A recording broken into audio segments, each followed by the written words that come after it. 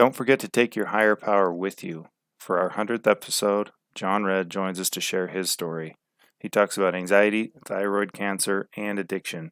He talks about the power of owning your own story, morning meditation and making your bed, and connecting with your higher power. If you walk through the fear no longer has the power. Enjoy. Welcome to the Illuminate Recovery Podcast. We shed light on mental health issues, mental illness, and addiction recovery. Ways to cope, manage, and inspire. Beyond the self-care we will discuss, you may need the help of a licensed professional. My name's Kurt Nider. I'm a husband, a father, entrepreneur, a handyman, and a student of life. I avoid conflict, I deflect with humor, and I'm fascinated by the human experience. And I'm Shelley Mangum. I am a clinical mental health counselor, and my favorite role of all times is grandma.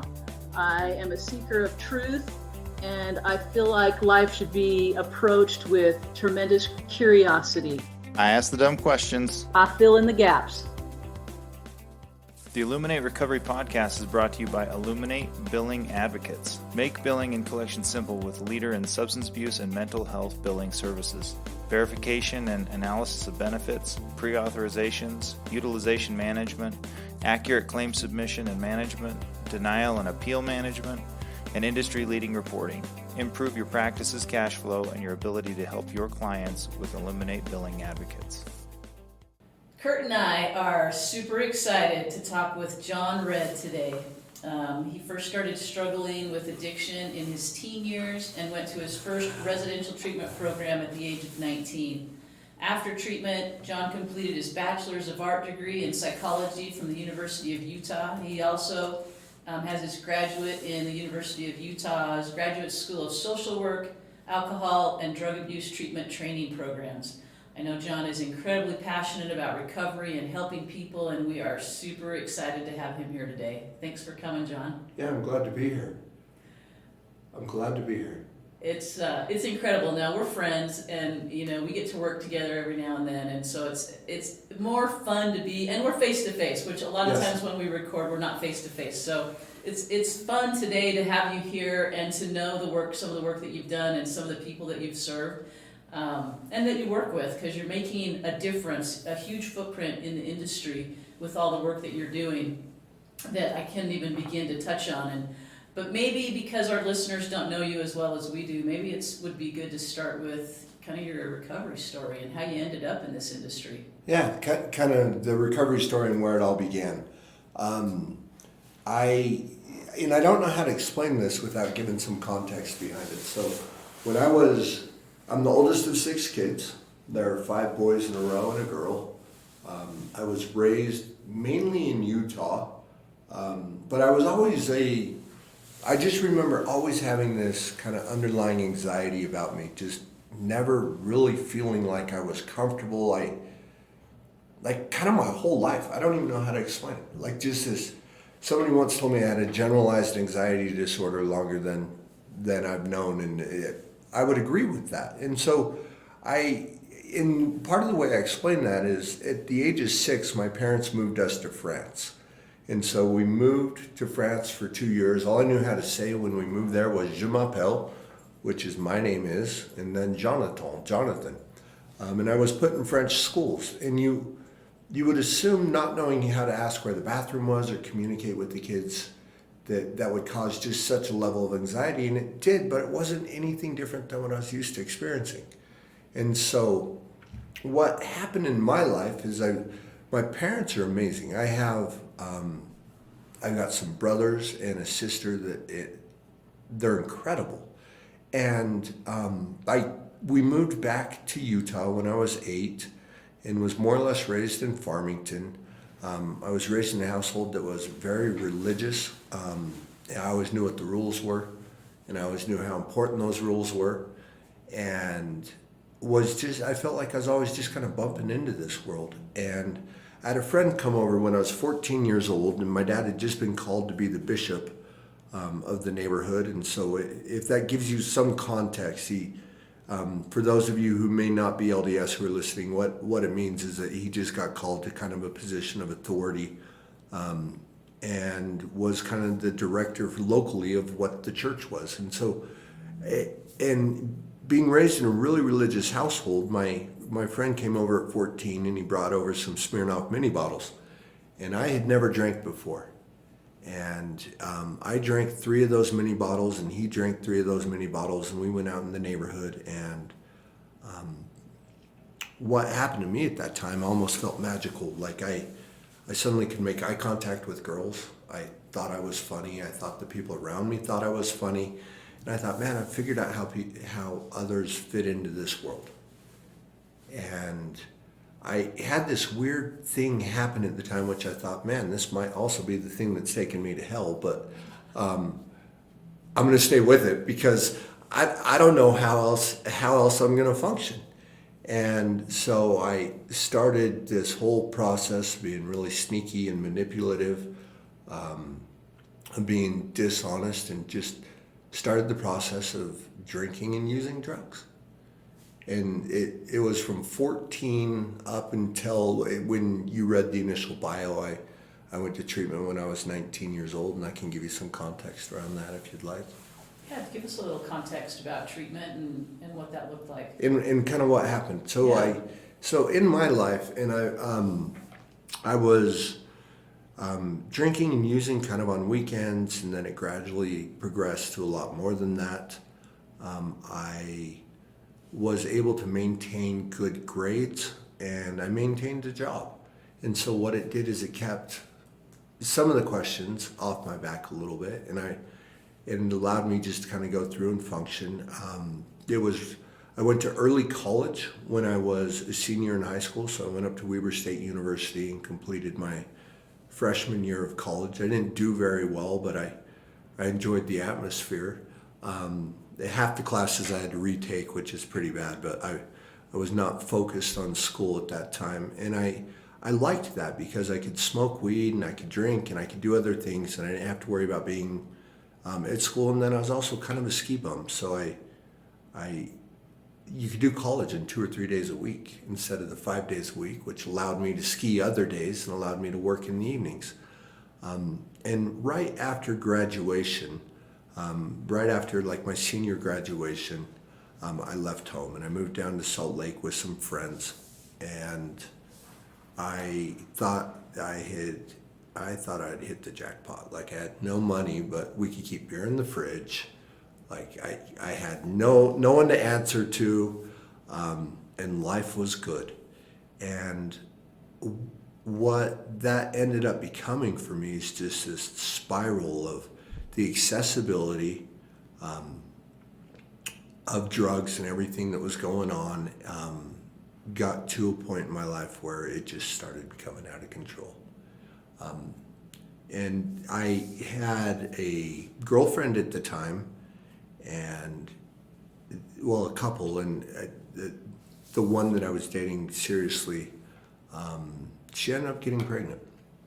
And she called me and she said, look, we need to get this taken care of, and I need you to pay for half of it. And so I didn't have any money and I didn't know what to do. I've actually never said this on a podcast. I'm kind of shocked I'm saying this now, but so I went and I drained my missionary account that my parents set up for me. And I paid for part of an abortion. And I want to be clear about something. I'm not saying pro-life or anything along those lines. This is my experience. This is like the best decisions I could make at 18 with where I was at. And after that happened, I did not know how to cope. I did not know how to function in this world. It was within months of that I had a needle in my arm and I was shooting up heroin and cocaine on a daily basis. I called my parents, and I remember specifically asking my mom and just saying, Mom, I need help. And she said, okay, we're here for you. And I got put into a detox, and then I went to treatment at 19 years old. And while I was in treatment, this remarkable thing happened for me, which was I really felt like I was able to connect with people that I hadn't been able to connect with before. Like, people actually understood me. it kind of like, I had always felt like I was the black sheep, and suddenly what had happened is I had this whole herd of other black sheep that I could relate to. And so after treatment, I felt like this was going to be what my life was to become. So I went home and I got a bachelor's degree in psychology from the University of Utah. I went and attended the Graduate School of Social Work to become what was then a licensed substance abuse counselor, which is now a SUDC, and got all the education for that.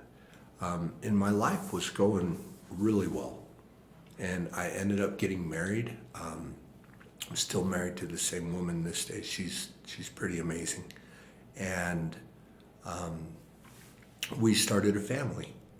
And in starting the family, I realized that I wanted to do probably something else with my life, that I'd have to figure out how to provide for a family and all these other things, and thought I needed more education. So I went to BYU and went and got an MBA. And so those of you who are listening, you'll probably realize soon, the more you hear my story, is that one of the things this tells me, my education actually tells me two things. One, I'm way overeducated for my level of intelligence. I'm not that smart of a guy, but I seem to have just done school well, and I don't know how that worked for me, but I pulled it off. And the other thing, in looking back at my life, I realized that I was somebody who was run by fear, like by anxiety, and for me, school was safe. So I stayed where I was safe. So I went and I finished with the MBA. I had just gotten a new job. This is, to give you context, this is 2002 when I graduated. Shortly after graduation, I got a new job. We were moving from Farmington down to Las Vegas, Nevada, and my wife and I had started a family. So we had my oldest, he was getting ready to turn 2, and then my wife was pregnant with our twins. And I thought that my life was going really well. I thought it was taking the course in the direction that I wanted it to go, and I can remember just how excited I was for everything that was coming our way. And so before we moved down to Las Vegas, I went and met with the family doctor and went to get a checkup, and I got a phone call from him. And I'll never forget this day. It was St. Patrick's Day of 2003. And we were selling the home that we were living in. I was 2 or 3 weeks in this new job with Johnson & Johnson. We were getting ready to move down to Las Vegas. And he called me, and it was 5:45 at night. And I was out in front of the house, and he said, "John, we got your test results back." And he said, "They came back and they're suspicious." And I remember asking him what suspicious meant. And he said, "John, you have cancer. And I'm clearing my schedule tomorrow morning, and I need you to come in so we can talk about it." And so I remember telling my wife, and I remember being pretty panicked, and I cleared my schedule, and I went in the next morning, and I said, "Okay, what are we looking at here?" And what he told me is, he said, "John, you have thyroid cancer, and it's metastasized throughout your lymph nodes." And I asked him the prognosis on it, and he said, "Well, it's stage 4. And he said, in these scenarios, worst case scenario, I give you 6 months. And I was in the doctor's office for about another 10 minutes after that, and I do not remember a thing he said after 6 months. I remember thinking, who's going to raise my son? I'm never going to see these twins grow up. And I remember just being so panicked, but not knowing how to deal with it, not knowing how to address it. And I knew my wife was panicked as well, and I remember going home and my wife asking me what the doctor had said, and I thought I was doing the right thing because I didn't want to scare her, so I just said, he says I've got to have surgery, but he thinks we'll make it through, but in my mind I just kept thinking, man, I'm not going to make it. And so A couple days later, I went in for surgery. And the first surgery, I was supposed to be in the hospital for 2 days. That was the scheduled time, and I was in the hospital over a week. The surgery didn't go very well. They severed a branch of my spinal accessory nerve, and I ended up being in a lot of pain. And I was given Oxycontin. And this was 2003, and I've looked back on this a lot lately in the past 18 years, and I've tried to figure out how much pain I was in. And I have no idea, because I remember just this feeling of angst that I had, that every time I took a pill, that went away. And I kept the job, and I was high functioning with the job, or at least high enough functioning to keep the job. And I had a couple more surgeries. So I had another surgery at the Huntsman Cancer Institute in Utah. And then in 2007, I went back to Mayo Clinic in Rochester, Minnesota for my last surgery. And I remember being at the Mayo Clinic and just kind of sensing that there might be hope for this. And this whole time in my mind, I was just thinking, okay, you know, we're just doing this, but I'm going to be dead here soon. And going through the rounds of treatment and everything else that was happening. And I remember after the last surgery that I had at the Mayo Clinic, they did the tests, and the doctor came back, and the doctor said, "John, I have great news for you." He says, "We got it all, and you're cancer-free." And, you know, I think for a normal person, you would assume that's great news. And for me, all I could think is, now what am I going to do with my life? I was hooked on pills. I was drinking a bottle of alcohol a night to fall asleep. And I was in shambles. And I thought, man, I don't know what I'm going to do. And then this thought came to me that, John, you attended a master's program in substance use. Pull yourself out of it. And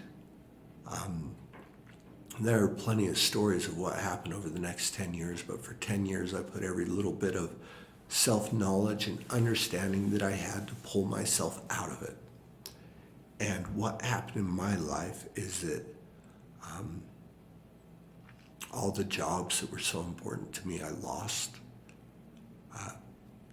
I gotten bad enough that my parents and my in-laws had gotten together a couple years before I got sober, and they were trying to figure out if they could put me on permanent disability, because they never thought I'd be able to hold a job. They never thought I'd be able to be part of society again. And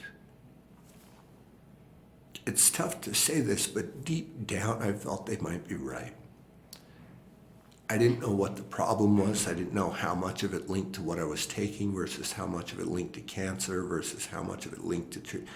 Like every little aspect of my life was a complete mess. And so what happened there is I lost all the jobs, and everything just continued to fall apart, like time after time after time. No matter how much I tried to help it or work on it or get a new job or do something else, I'd end up exploding it all. And it was the summer of 2017, and I'll take you to that summer. So for 10 years, I finally got to a point where I was no longer in medical cells. I felt like my reputation had been so ruined there. We were going on a family vacation, and my in-laws had given us a trip to Newport Beach, and they were taking my wife's side of the family, all of her siblings. We were all going down to Newport Beach for the summer, or for a week or two, and I love Newport Beach. I was really excited to go. I remember being nervous about going, thinking, man, I don't want to get sick. If I run out of pills or if I run out of something, like what's going to happen? And It was 2 weeks before this vacation that my wife came to me and pulled me aside. Or not 2 weeks, I'm sorry, 2 days before the vacation, my wife came to me, pulled me aside, and let me know that I wasn't going. And I tell people that I got uninvited on this trip, and my wife's heard me tell this story enough times that she finally pulled me aside a couple weeks, maybe it was 2 years ago. I don't know. It doesn't feel like that long ago. And she pulled me aside and said, "You know what, John, you keep thinking you were uninvited." And she said, "I got to tell you, you were never invited to start with. You just didn't know it." And you know what? That's really accurate, actually. I always thought that I had been uninvited, but I think the vacation was planned, and I was never part of the plans. I just kind of assumed that I was in on it. And so what happened is I was home, and I was in a very dark place. And it was one of those places where life was just so heavy. I remember waking up in the morning thinking, man, how am I going to survive today? And life had never been that heavy before. And I'd wake up the next morning and it was worse. And I didn't know how to get out of that place. And so I did what at the time for me was the most novel thing I could do, which was I went through the entire house and I locked all the doors. And I have no idea why I did that, because people didn't come over to visit me. I was a guy who kind of sucked the life out of you if you came around me. So it's not like somebody showed up and said, "Hey, John, let's watch the game together." I probably would have sent them away anyways if somebody had tried. And I went down to a bedroom in the basement, and I went in and actually locked that door. And I sat on the bed, and the only thing I could do was that I could think of was I had to ask for help. And so I said the most sincere prayer I've ever said in my life, which was simply, "God, if there's a way out of this, please help me." And what happened in my life within 2 days of that prayer, the job that I was trying to hold on to told me not to come back into the office anymore. When my wife came home from Newport, she had this resolve on her face that I'd never seen. And she just said, "Man, I don't care anymore if we stay married or get divorced. You have to go." My kids, I've got 4 kids, and I couldn't even get them to make eye contact with me. And so I went up to my parents' house and asked them for help. And they said, "We're willing to help you, but we're not going to help you your way." And it was just within a couple of days of that, I had an opportunity to go to residential treatment. And looking back at my life today, I realized that prayer was answered the exact way it had to be answered for me to get help. If I would have had a job that I thought I could hold on to, I wouldn't have gone for treatment. If I felt like my wife would have allowed me to stay home, I would not have gone in for treatment. If my parents would have saved me or rescued me, I wouldn't have gone for treatment. And what happened is I got this belief today, and my belief is this, that sometimes when we feel like our world is falling apart, it's God's way of bringing it together. But when we're in the middle of it, we can't see it. And I was in the middle of it and I couldn't see it. I would have told you everything that was important to me in my life had fallen apart that day or that week as all these events were unfolding. And what happened is I went into treatment on August 24th of 2017. And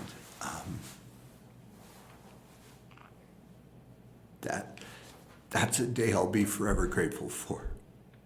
And I went in and I remember talking to therapist there and explaining my education and all these things that I knew about this disease. And I remember the therapist looking at me just right in the eyes, and she said to me, "You know what you're going to have to do, John?" And I said, "Man, I want to get well. What am I going to have to do?" And she looked at me. I hope I can say this on the podcast, but she goes, "John, you're going to have to forget all that bullshit you think you know, because none of it kept you sober." And I was like, ooh, like that stung and it hurt, but I realized that she was right. And I went in with this open mind, and I went in with a willingness to try and do something different.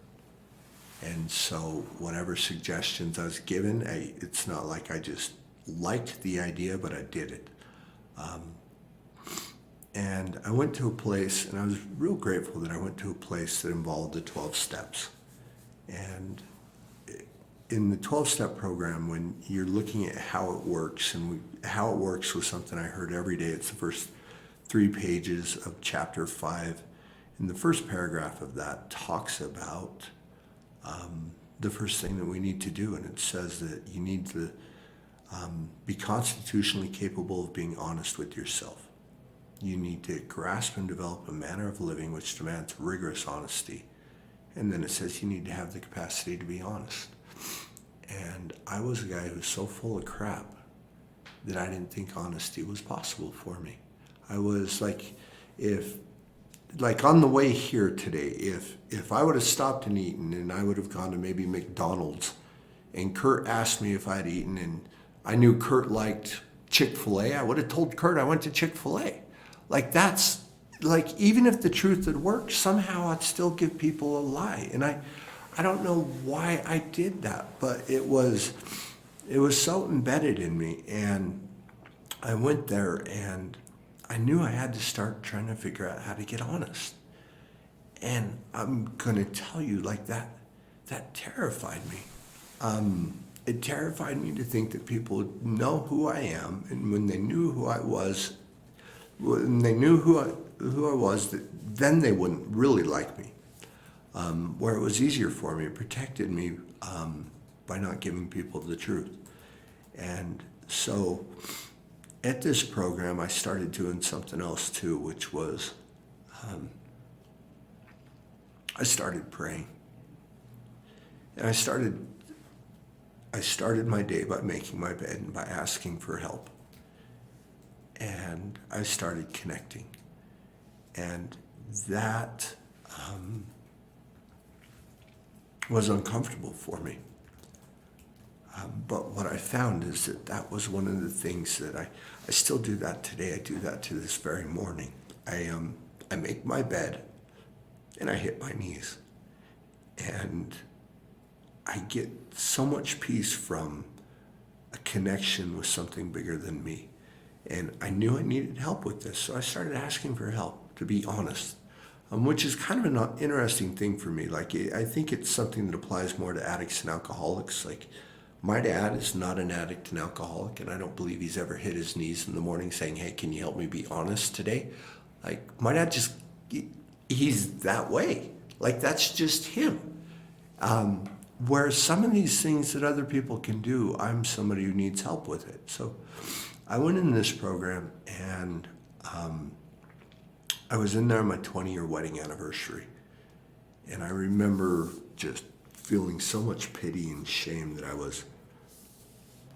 had to be in treatment on my 20-year wedding anniversary. And I was just starting to realize the things that I'd put my wife and family through. And the 20-year wedding anniversary was the first night that my wife came in for couples processing session. So if anybody's wondering how to spend a 20, it's not on the list, or at least I wouldn't put it on the list. Granted, when she came in, my wife told me it was the best anniversary gift that I'd ever given her. And we had a couples session that night, and we were sitting there talking, and I remember the counselor looked at my wife, Sunny, and said, "Sunny, what is it you want to see out of John?" And what Sunny said is, "I want him never to use drugs. I want him never to relapse again." And counselor looked at her and laughed. Kind of like not mockingly, but just laughed to himself and said, you know what, John can't promise that. But what John can promise is that he'll be honest and transparent going forward. And if he's honest and transparent, you will see a relapse long before it ever happens. And I believe that there are times that you hear something and that there are times that you actually feel it. And when he said it, I felt it. Like I knew that's what I needed to do. So I made that promise right then and there.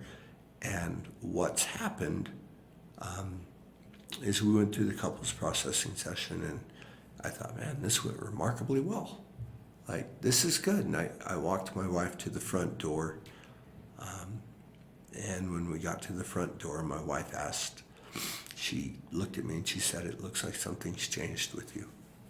She goes, I can tell you're trying to be honest. I said, I'm trying. I said, I don't know how well I'm doing, but I'm trying. And she asked me some tough questions. And I remember saying a little prayer in my head, and I got honest with my wife about. And there were two things that happened at that moment. One is I watched my wife at 20 years drive away, and I never thought I'd see her again. And the other thing that happened was this backpack that I felt like I'd been carrying around that must have been 200 pounds, I finally got to set down. And so I'm a big believer in kind of the power of honesty. I think truth itself has a spiritual component to it. And I thought at that moment there might be a way for me to get sober. And so I kept going through the program, and eventually I got out of the program. I think I was in there 48 days. And I remember the counselor, and mind you, I was feeling better now than I'd felt since '03. Like everything was out of my system. I finally felt like I could relax. I finally felt like I was ready to take the world on again. And the therapist said, John, if you want to stay sober, I need you to go get a job at Costco or Walmart. And I thought this guy was nuts. I thought, man, I've got these degrees and I'm going back into medical cells and it's time for me to rebuild my life financially. Like I went in there with not a cent to my name, like retirement had been, you name it, it was gone. And he said, no, John. He goes, I don't think you're hearing me. He said, if you want to stay sober, you're going to go get one of these jobs. And I realized what he meant was that I needed a job where I could show up, where I could stay in the day, where I could put in an honest day's work. And so when I left the residential treatment center, within 2 days of that, I had a job at Costco. And I remember going into Costco, and I remember just being so excited for that job because I actually had a place that wanted me to work there. And I hadn't had that in a couple of years. And they scheduled me, and it was this seasonal job where they just kind of pick your your schedule. You don't get to decide whether you get nights off or how that's going to look. And they had scheduled me to work during the nights of IOP. And I thought, which stands for intensive outpatient, so it's the aftercare after residential. And I thought, man, this is great. Now I don't have to go to IOP because the rehab's the one that told me to get this job. So I remember going in and meeting with the therapist and saying, okay, well, I'm not going to make it every Thursday night, and I'm probably not going to make it Tuesday nights. And the guy looked at me and said, you know what, John, you are going to have to either quit the job or you're going to have to go talk to him and tell him you need these nights off. And I just remember all this fear and angst that was coming up. And I went into Costco and I told him that I needed a couple nights a week just not to be scheduled. And they had me meet with the general manager of Costco, and to tell you I was afraid, just undersells it. Like I was just terrified of how this was going to go. And I went in there, and her name was Sandy. And Sandy looked at me, and Sandy said, we never give new people nights off. She goes, but I understand you need some nights off. What's going on? And it wasn't with a smile. It was just really direct and curt. And I remember looking at Sandy. I said, Sandy, I'm an alcoholic. And I'm attending these classes so that I can get well. I said, I'm trying to learn how to be an employee and a father. So it'd really help me if I could have these nights off. And she got the biggest smile, and she came up from around her desk and gave me a hug, and told me she would never schedule me those nights. And the thing that she said to me is, she said, a lot of people come in, but nobody's ever honest with me. And she said, you were honest. And what happened for me was I just realized that I could start learning how to own my story and approach this world. I worked at the Costco in Bountiful, which was a beautiful thing for me because I didn't have a car. We had one family car and 3 drivers. And believe me, I was like the lowest one on the totem pole there. So I was not the one that the car was reserved for, rightly so. And the Costco in Bountiful was 3 blocks away from the recovery club. So I knew that I could always attend a noon AA meeting. If they worked me in the morning or if they worked me at night, it was always before or after the meeting. And I could just walk up there and have a place to sit where I'd be safe. And what Costco did for me, the lessons I learned from Costco are just huge. I'm not a morning person. Some people are. Some people can get up at 3 in the morning and just bounce out of bed fresh as a daisy. For me, if I'm up before 7:30, it's a struggle. I'm not a morning person, and Costco kept me on full time. Or they brought me on full time after the seasonal ended, and they put me on a morning shift, where most mornings I had to be there at 4 a.m. And I am the type of person that if you put something on a calendar and show me 6 months of me waking up at 4 a.m., I'm just not showing up day one, because I know it's impossible, especially for me. But what happened was my alarm would go off every morning at 3:03 a.m., and I'd just simply look at the phone, I'd turn the alarm off, and I'd think, you know what, John, you can just do this today. Just show up today. And Costco taught me how to live one day at a time, to take what's in the moment and to address that. Costco, I had another experience at Costco as I was trying to rebuild my life, and I was going up to the club and I was working with a sponsor, and the sponsor I had something really unique that he always said to me, which was, John, don't forget to take your higher power with you. And that was a novel concept for me, because I kind of just had always been somebody, I felt like I'd been raised in a way that you check in the morning, you check out at night, and then what you do in between is just kind of your own business. But the thought to take a higher power with me was new. And so I remember I was leaving Costco one morning, and it was 10:45, and I was getting ready to walk up to the club, and I was with all the guys that I had worked the morning shift with, all the guys and gals, and they were my friends. And I remember ordering a hot dog and a drink. And I remember just being really hungry, and I thought, well, I'll get a hot dog and I'll go up to the meeting. Hot dogs and a drink at Costco is $1.62, or at least it was then. And I ordered the hot dog and drink, and I went to pay for it, and all we had was a debit card. And I remember sliding my debit card in, and I remember the guy looking at me from across the counter, and he said, you know what, John, it tells me you have insufficient funds. And I remember feeling so little and so insignificant And I knew that all the people around me were thinking, you know what, John can't even afford a hot dog. And I put my backpack over my shoulder and I started walking out the front door. And the thought came to me, John, take your higher power with you. I remember just saying this little prayer in my head, like, man, I could really use some help right now. And I started walking up to the club, and the most magical thing happened. I'd crossed the street, and suddenly there were 3 birds singing in a tree that I could hear. And I looked up at the mountains, and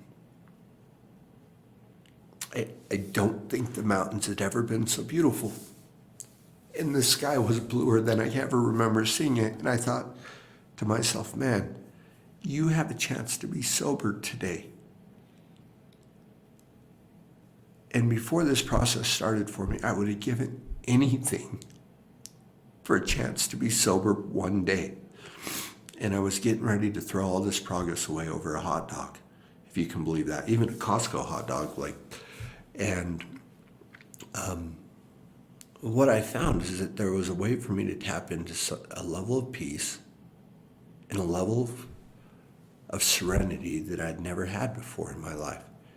And a lot of that is just through having some type of spiritual experience. And so I remember talking with my sponsor initially and explaining to him, part of my education, I'd actually gone to BYU Jerusalem and done 5 months there. And we studied Judaism and Islam and Christianity. And my sponsor asked me at one time what God was. And I thought, man, I'm going to wow this guy. I'm going to explain to him what God is, and we're going to check that box, and I'm going to get my gold star, and he's going to be super impressed. And I did that, and he was not impressed at all. He looked at me and he said, John, one thing that's clear to me is that you don't know shit about God. And he said, so what I need you to do is, when you're looking at these steps, I need you to, instead of step 3, which says, made a decision, turn our will and our lives over the care of God as we understood him, he said, I need you to change that to made a decision, turn my will and life over the care of God as I don't understand him. And he said, whether you understand God or not is not important. He said, what's important is that you're willing to seek. He goes, be a seeker. He goes, try to bring this into your life. And I was just so willing to do what I was asked to do that I just started seeking. And what happened is I ended up getting this peace and this power flowing into my life that I didn't understand what it was, but today I know that is God. I'll kind of tie up the Costco thing. Every time I share my story or I do a podcast, it's important to me. This is almost part of my amends that I get to tell people about the best night of my life. And so I'll tell you what happened. I had gotten sober in August. My youngest son had his birthday at the end of October. His birthday's actually the 30th, so it's tomorrow, but and I was sober for it. And then I was sober for Thanksgiving. I got to be sober for Christmas. I was sober on my wife's birthday. I was sober on my oldest son's birthday. I was sober on my birthday, and I had one holiday left, and that was the twins. And their birthday was the very end of May. And they wanted to have a birthday party at Classic Skate. And some of us know Classic Skate. If you don't know what Classic Skate is, it's like Chuck E. Cheese does a roller skating rink is kind of the way I explain it. It's a roller skating rink for little kids with a lot of arcades and a lot of things going on, and it is just chaotic. And for me, Classic Skate kind of sounds like my version of hell, actually.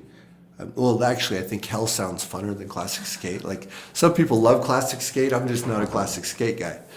And so the twins wanted to go to Classic Skate. And I remember I was still working at Costco at the time, and I I didn't have money to buy him gifts. And all I could afford was a couple boxes of Little Caesars pizza. I remember pulling up thinking, man, this is miserable. I can't believe this is miserable. And then that thought came to me again, which is, John, take your higher power with you. And I remember sitting in the car before walking in and just saying a prayer like, please help me be a part of this evening. Please help me get through this and be okay. And I went in, and somehow this thought dawned on me as I was walking through the door that maybe that night wasn't about me, which is like a really novel thought for a guy like me, because, I have a tendency at times to be so self-centered. I think everything's about me. And I went in and I walked through the door and I put on some roller skates. And I had the biggest smile on my face. And I went around the rink with my family and their friends. And I remember getting home that night thinking, man, this night was pretty cool. And as I was going to bed, my son Charlie comes into the room. And Charlie says, Dad, thank you. He said, that's the best birthday I've ever had. And then about 30 minutes after that, my daughter Molly comes into the room. And Molly tells me the same thing. And I had always, in the past, tried to buy them something big and grand and nice to let them know I loved them.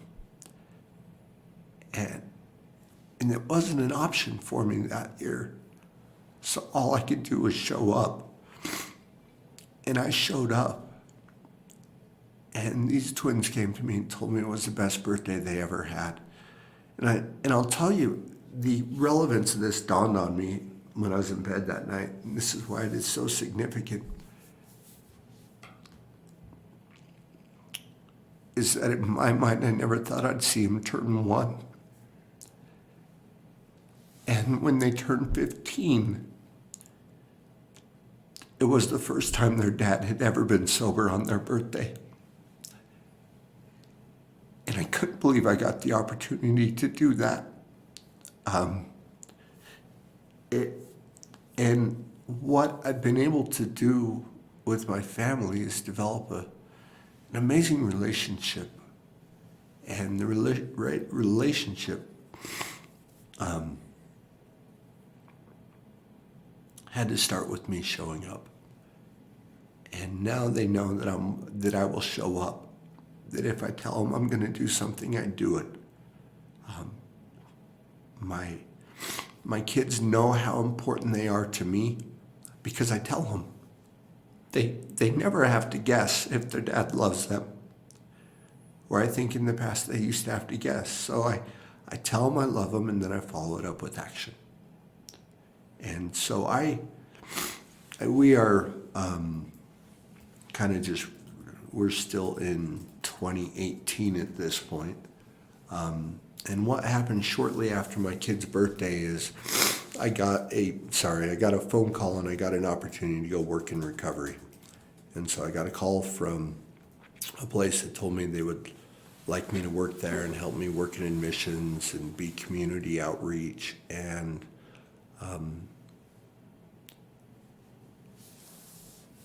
it was the place that I went through treatment, and I went there and I started doing that, and I started trying to help people. And I feel like my life has been able to come full circle from what I started my education with at the age of 19, from where I was going, and all the experiences that I've had. And when I tell you it was hell at the end, I don't think that cuts it. Some people remember their last drink or their last drug. I don't. I can tell you with a straight face, I have no idea the last thing I used. I remember days blending into weeks and weeks blending into months. I can remember just hoping that there were ways for me to be sober just on Christmas. I just wanted to spend Christmas with my family. And for the last 3 years, I couldn't do that.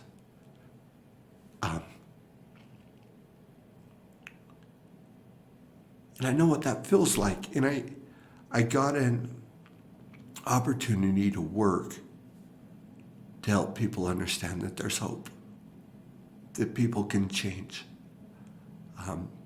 I get opportunities to share my story a lot, and I never say no. And one of the reasons I never say no is because I felt like for so many years I suffered in silence that today I get to kind of insist on recovering out loud.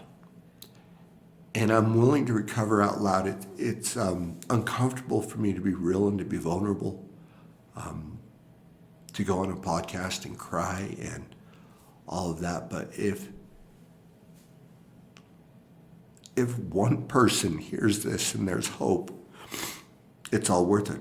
Like, that's enough. And so that's why I do it. But that kind of takes, like, I kind of feel like I've just been talking forever, and I'm feeling bad about it. I'm sitting here with Shelly and Kurt, and I'm thinking, okay, at one point they're either going to like grab some sort of cane and pull me off the stage, or something's going to happen. So I can keep going, or if you guys have questions, you let me know. It's an incredible story, John, and you can't interrupt a story like that. And the thing that strikes me so deeply is the emotion that's still there as you tell that story. Because I know you've told your story more times than you probably can count. Yeah. And in telling your story, there's healing that happens there. But you still connect with those very deep emotional pieces, which isn't always typical. And I'm really curious, what do you feel? What is that emotion as you tell the story? Because I heard you say it's kind of part of your penance, right? It's kind of part of your recovery. But what are you feeling as you're telling that story? An overwhelming sense of gratitude that, sorry, this is just emotional for me, that I don't have to be that guy today. That I was that guy for so many years. I have this life today that is literally beyond my wildest dreams. And I think it's a life that some people take for granted, but it's a life I never thought I would have. So I have so much gratitude to be able to be a part of this world today. And I have a lot of gratitude for what I get to do today, which is I get all these opportunities to try to help people. And I find that, there's a lot of little cliches, like you make your mess a message, or things along those lines. And for me, I know there's hope. I know there's hope because I can feel it. Because I was the guy who was hopeless. I have another brother in recovery who works and runs a treatment center, and he pulled me aside at the time, and it was as I was losing all these jobs, and my life just continued to fall apart. And he was telling me that he was talking to another brother of mine, and he said to this brother, he said, man, maybe this will be the straw that breaks the camel's back for John. And the other brother looked at him and just said, man, that camel's back is never going to break. And the people closest to me in my life honestly thought they would bury me that way. And today I get a chance to be a part of this world. And I've had, it doesn't mean that my world's perfect. In May of this year, my wife's little brother passed away. He wasn't even 40 yet. And he essentially drank himself to death. and I helped him get into a couple treatment centers, and for some reason for Charlie it didn't take, and I don't know why I get to be so fortunate. I know I probably don't deserve it. It's not like I've earned this, but it's like through a lot of grace, I get a chance to be here today to hopefully carry a message. So, very long answer, but that's a lot of the emotion that comes up for me. And I hear the emotion almost tied around the relationships, right? The relationships that you have, and the gratitude is around being able to show up for your family and your kids in those relationships when that was missing for such a huge part of your life. Yeah, well, and it's showing up for myself. Like my twins were 14 when I got home from treatment, and I only have one girl and 3 boys, and so the girl's one of the twins. And when I got home from treatment, my daughter, I just hadn't been around, and my daughter, what she called me was the douche, and I'm like, huh? So I pull Molly aside, and I'm like, Molly, that's not appropriate. And then she goes, well, it just means jerk. So we went to Google and looked it up, and she's like, ooh, Dad, that's bad. And I said, yeah, Molly, that's pretty bad. And so then she called me skadoosh. Like it was a way of just saying the same thing, but kind of disguising it. And I knew that I had to be consistent. I knew I had to continue to show up. I knew that they were trying to give me another chance, but I had to be good to what I told them I would do.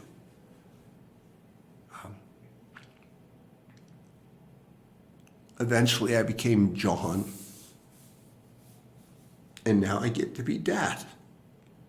So it's like the gratitude for the relationships is huge. I think there's a lot of it's about relationships. Some people say the opposite of addiction is connection, and I believe that to some extent. I don't think that's the whole thing, though. And it's connection with people in your lives. It's connection to you, your authentic self. But for me, probably the greatest component to recovery is a spiritual connection. And I had in my story I feel like my story articulates that to some extent, in that I had all the book knowledge in the world. Like I knew what I was doing wrong. I could cognitively think it through, and I think the disease of addiction and alcoholism is kind of a disease of knowing better but not doing better. I had a tough time admitting I was an alcoholic because I knew better. And but the key that changed my experience was when I started seeking spiritual help. And I'm not defining that through a religious context for anybody, but I have this fundamental understanding and belief in my life that there is something so much bigger than us that we can tap into, and we can get the help when we need it. And I don't really know how well I understand it. Like, I think my first sponsor was right. Like, John, you don't understand it at all. And I don't know how well I do. I know that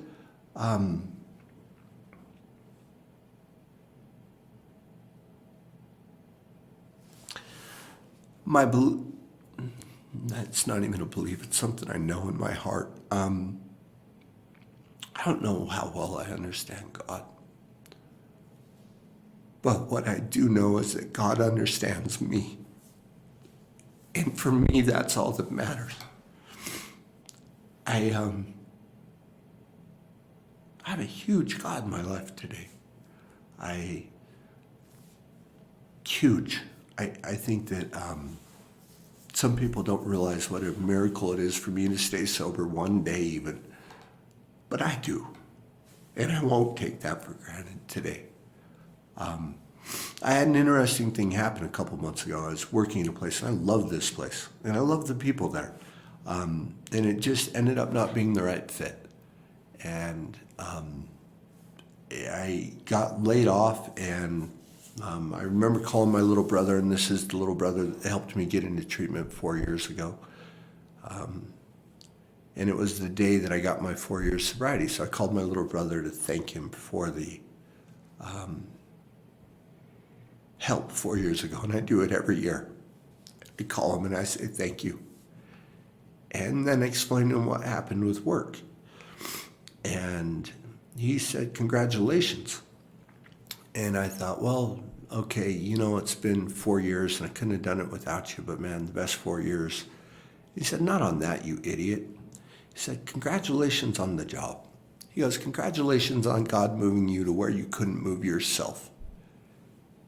And I felt it and I knew it was true.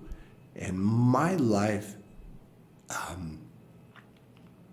gets to take on new meaning. It doesn't mean that everything on the outside is perfect. It doesn't mean we're not going to lose family members. It doesn't mean that jobs don't come and go. It doesn't mean that things don't come, but I have a way of walking through that with peace.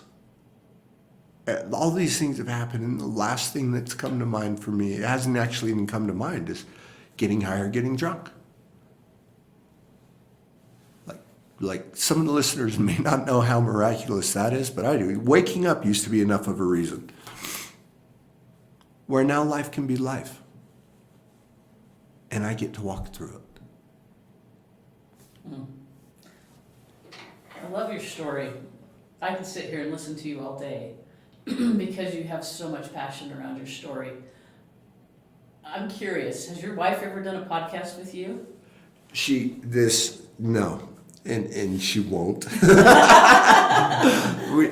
But my wife is amazing.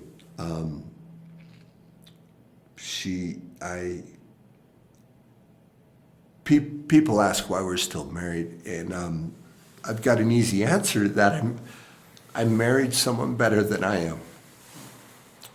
But this would make her so uncomfortable if she ever gets asked to speak in church. She doesn't even sleep for a week. Like this kind of thing. And for me, I was thinking last night how to prepare her to come and do the podcast. And then I realized there's nothing to prepare. Like I wake up in the morning and like I told you, I do the same thing every morning. So I remember talking to someone who was helping me in the program, and I was having this really stressful day, and I was 60 days sober. And again, same guy who said, man, take your higher power with you. And I said, I had a busy day this morning, man. I forgot to even pray. And he said, well, he goes, let me give you a good rule of thumb. He said, try to spend 20 or 30 minutes in prayer and meditation when you wake up. He said, but unless you're having a busy day. And I thought, okay, here's my out. And he said, if you're having a busy day, spend an hour. And that's what I do today. I don't miss that. So this morning I got up and I didn't know what I was going to say, but I figured that if I came and I tried to bring my higher power with me, that whatever needed to be said would be said. You're not a morning person. So how do you do that in the morning? Oh, well, so it's an interesting thing. So this is the whole one day at a time. I actually have a bracelet that says like one day at a time on it. I used to spend so much time at night calculating how much sleep I would get or not get to determine when I had to wake up, to already know how tired I was going to be the next day. And then I think normal people think this way, but this thought didn't dawn on me that, John, you have no idea if you're going to be tired tomorrow. You're not in tomorrow yet. So now I know that whatever I'm doing in a day, I just make sure I set my alarm early to do it. So it doesn't matter if I have to be somewhere at 7 a.m. I still build in a minimum of 30 minutes prayer and meditation. Because the other thing that I've realized is that when I go through a day calmer, and I'm not part of the emotional ups and downs of the day, if I can just walk through it with a level of peace, that I have a tendency not to get so tired. So I believe the disease is a disease of body, mind, and spirit. And so I exercise the body and I eat healthy. I run a couple days a week, and that's something I started doing during COVID. Like, that's where COVID helped me. I read and I try to expand the mind, but they say body, mind, and spirit. I think it's spirit, body, mind. The spiritual connection is the most important aspect of it for me. So when I do that, I'm able to be a morning person. Because usually the mornings were the worst part, because I'd start thinking about everything that was coming. Where now I just realize that, you know what, the day's gonna be the day, and I just take it as it comes. So what do you do during that period? Are you reading? Yeah, I I have 3 or 4 like daily meditations that I go through in the morning. I generally make the bed.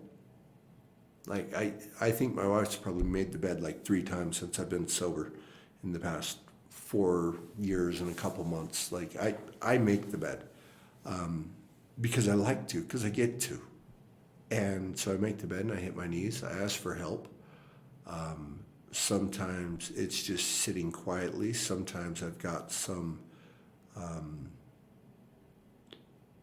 things that I'll say, or, things that I read. But what it is, so let me tell you the significance of it for me, if I can, is that I used to wake up in the morning, and sometimes I'd wake up and it would be like, the moment I wake up, it's like my head's already chewing on me. And my head's just sitting there at the end of the bed saying, okay, John, glad you're awake. We've been talking about you for hours. You're not going to make it today. It's going to be rough. And that used to be the way that I would wake up. And suddenly I'd just be going. And so the things that I read and what I do, it's more to get me refocused, to take me out of that headspace, which is, my default, and to put me someplace else so I can connect better. And then I connect better, and I try to set the tone for the day. And here's one of the beautiful things that I learned in recovery. I get the opportunity to set my day over anytime. So say I do this, and by 10:30 a.m., it is spun out. I've got some things on my phone that I'll read, or different things, and I reconnect, I slow it all down, and I start over and I ask for help. Sometimes I have to do that a couple times a day, which is okay, but that's kind of how I do it. So all of that might be the answer to this question, but you mentioned you started out as a teen with maybe some like undiagnosed anxiety, whatever. Yeah. You feel like you still have that? Yeah. Is that separate from what you're talking about, or is that what you're talking about, and how do you kind of course correct on that? Well, I'm a guy who has a tendency to. Some people. I'm somebody who used to get crippled by anxiety, and if you've ever been crippled by anxiety, you know exactly what I'm talking about. And it's not that I'm no longer anxious, and it's not that I don't have fear. Like, coming in here and sharing my story to who knows is going to hear it is a scary thing for me. But what I've learned in recovery is that, and again, a lot of this goes back to that spirituality, is that there's a part in the Big Book on page 68 that says that, just the extent that we do as we think he would have us and humbly rely on him, does he enable us to match calamity with serenity. So it's not that calamity goes away. It's not that the anxiety goes away. But what happens is I just meet it with an increased level of peace. And as I do that, as I tap into that, I walk through the fear. And then once I've walked through it, suddenly the fear no longer holds the power. And I get to go to the other side of it. And after you've done this a lot, or at least enough times, you realize that the fear doesn't have as much control. But it's still there and it's still real. So, and I don't know if that answers the question, but that's kind of the way I try to approach it. Absolutely. I think that's something that everybody deals with in some circumstances, right? So I don't think everybody has anxiety every day, but I think everybody can relate to those times when you'd have anxiety. Yeah. Right? You should have anxiety before a job interview or a public speech or something that's an intense moment. Yeah, right? something like this. Yeah. Yeah, exactly. So I think that tool is powerful, right? Of being able to say, like, I can meet that with my own understanding of how to bring my own peace. Right? Yeah. I think that's powerful. Jon, this has been an absolute pleasure. I would love to have you come and be on the podcast again, because I think you could go on with more story, because you've lived so much life, right? And you have so much passion, and you've connected with so many people. So I just want to thank you for coming and sharing your story and being so vulnerable. Thank you for having me. I would love to come back. Let's invite your wife to lunch and not tell her that she's on a podcast. And we'll just record the whole thing. Good luck with that. Assuming that I'm she the doesn't one hear married to her. I this- love you, honey. I'm not going to set you up. Assuming she doesn't hear this part, it could work. That's the honesty piece. You couldn't do it. Yeah, can't do it today. Well, actually, so my wife will tell you that I'm not very honest. I only have one aspect of my life that I still struggle with honesty on, and it's the lawn. My wife will say, "Did you mow?" Sure. And I don't know why. It is that one aspect of my life. Is the lawn getting watered tonight? You betcha. When I have no idea. But beyond that, it's pretty easy. But I'm not a yard work guy. Still don't like it. It's so. There's always room for progress, right? That's awesome. That's pretty amazing. Well, thanks for everything you do Yeah. Thanks in for the having industry. me. You've been a fun friend to have. So That feeling's mutual. Feeling's mutual, brother.